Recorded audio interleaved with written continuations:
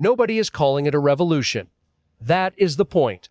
Right now, in warehouses the size of small towns, in software firms, in car factories humming with machines that never clock out, something is happening that most people will not notice until it has already happened to them.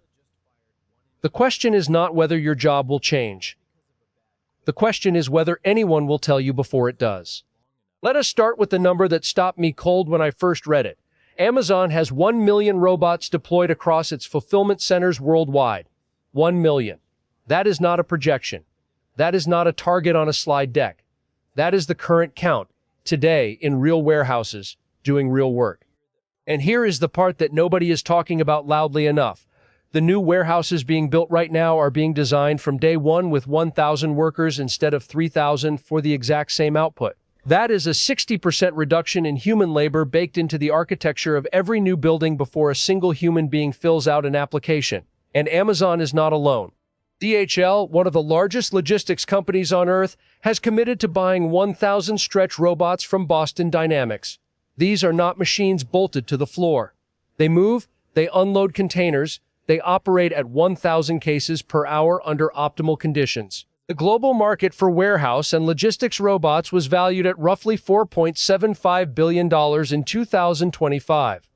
Analysts project it will hit $23.2 billion by 2034. That is not a slow climb. That is a compound annual growth rate of 19.3%, which in plain English means the industry is doubling, then doubling again, in roughly a decade. Now let us talk about something even more unsettling than robots moving boxes, because at least with a robot you can see it taking the job. What happens when the thing replacing your coworker is invisible? Right now, AI agents, not chatbots you type at, but autonomous software systems that take action, are being embedded inside customer support departments, legal firms, coding teams, and finance divisions across America. These agents route tickets, update databases, draft contracts, and trigger workflows without waiting for a human to press approve.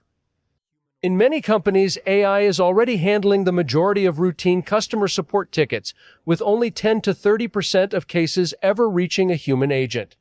The human is becoming the exception, not the rule. On the physical side, humanoid robots are leaving the research lab and walking onto the factory floor. Tesla is now mass-producing its Optimus robot, with plans to build several thousand units in 2025 and scale toward 50,000 to 100,000 units by 2026. These are not props for a product launch. Early units are already inside Tesla's Fremont and Giga Texas facilities, learning tasks while humans observe and correct them.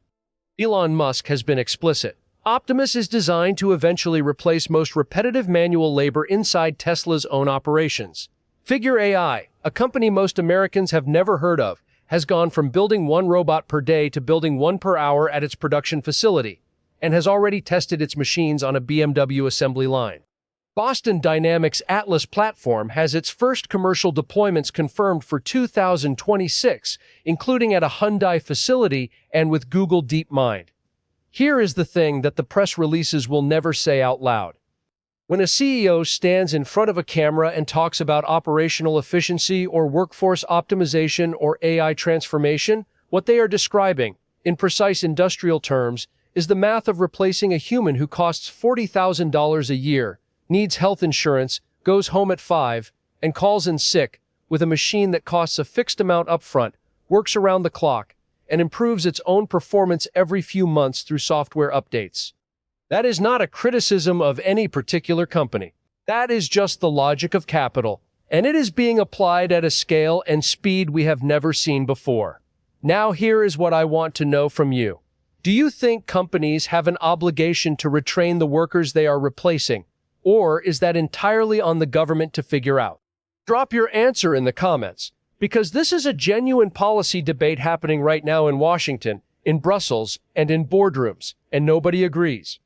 The World Economic Forum estimates that roughly 92 million jobs could be displaced by 2030, while about 170 million new ones may be created.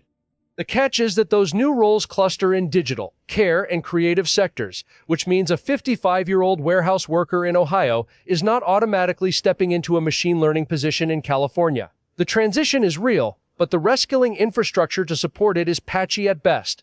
What makes this moment genuinely different from every previous wave of automation is the speed of the copy. The first industrial revolution was limited by how fast you could build a steam engine. This one is limited by almost nothing. An AI model can be deployed to 1 million companies overnight. A robot design can be replicated in a factory in Shenzhen and shipped globally within months. The marginal cost of expanding an AI workforce approaches zero once the system is built. That is a structural change in how economies work, and it is already underway. The quiet hum you hear in a Tesla facility, the crane-like motion of a stretch robot unloading a truck at 3 in the morning, the AI agent that just answered your customer service email without a human being involved at any point, that is not the future arriving. That is the present, moving faster than the conversation about it. If you want to stay ahead of what is coming for your industry, your career, and yes, the machines in your garage, this channel is where we track it.